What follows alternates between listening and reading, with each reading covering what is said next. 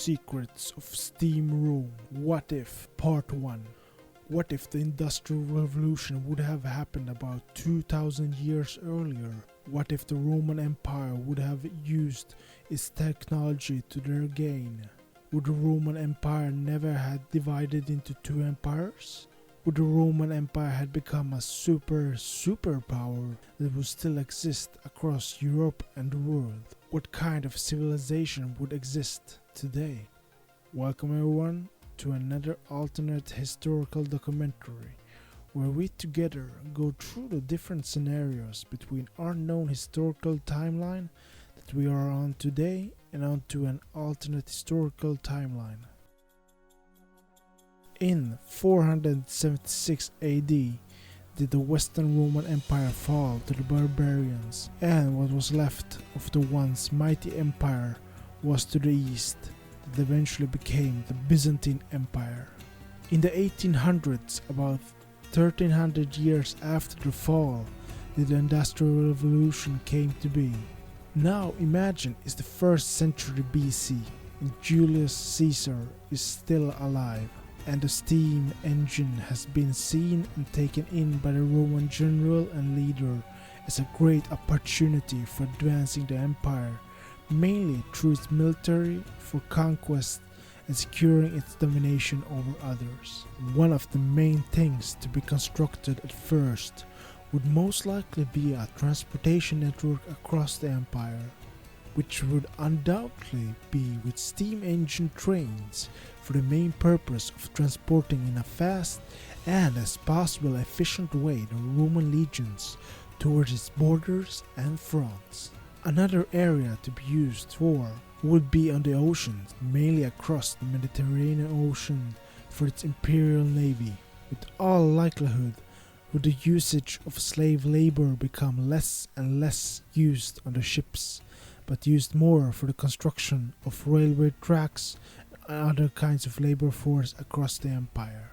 As the steam engine technology would evolve over the years instead of decades, the Roman Empire would also most likely seek to use it to evolve its weapons. As in the 1800s Industrial Revolution, one of the weapons that was developed and would be most likely developed by the Roman Empire would be the steam-engined machine gun and a modified version of the Roman ballista. All this, the Roman Empire will then, with its new evolved and improved military, the legions, gain a tremendous advantage over all others, mainly to begin with different European tribes such as the Germanic ones in the north and the ones in Britain. As the use of the steam technology would evolve, the Romans would most likely experiment in various areas.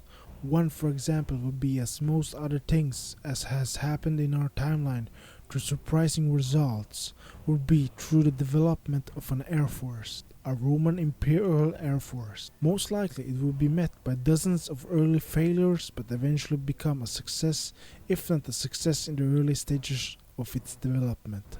Most likely it would be in the beginning be a so-called air force or balloon force, where air balloons would be used primarily through scouting over enemy territory to gain the upper hand over their enemies before a battle or a large-scale invasion. Eventually, over time, as seen during the 20th century in our timeline, the Romans would develop a more efficient way for air domination, a Roman Imperial Air Force, with a combination at first as seen during the First World War of blimps and simple airplanes with crude steam-engined machine guns mounted on them. With the advancement of its military air force and through its steam-engine artillery and machine guns, the Roman Empire will crush all its enemies in Europe.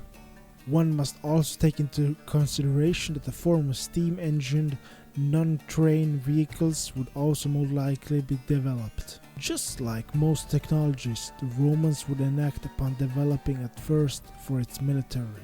Most likely a form of automobile and eventually a form of tank. The early versions would most likely be very crude and simple, but like all the other steam weapons it had developed prior, they would also become improved in many ways, such as speed, easily managed and more comfortable.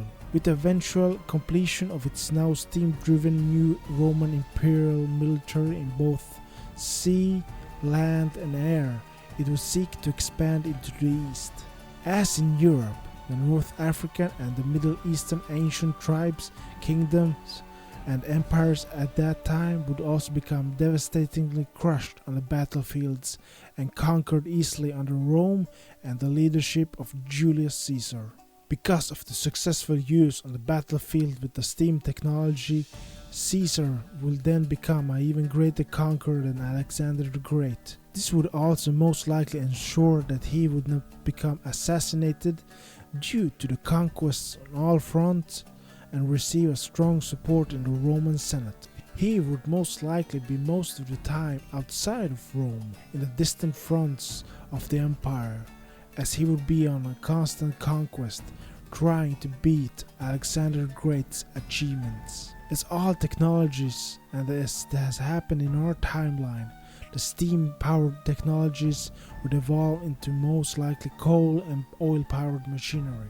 Because it would most likely see it needing to improve and develop more and more efficient ways for both military and civilian sectors over time, just like other empires have done in human history. The Romans will undoubtedly sail across the Atlantic Ocean at first, and then eventually use its air power to reach the Americas. What would it be called instead of America? What names would the Romans call the newly discovered continents, and what would the world look like in the years after Imperial Roman Industrial Revolution? Stay tuned for more to come in the second part of the alternative historical timeline of the Roman Empire.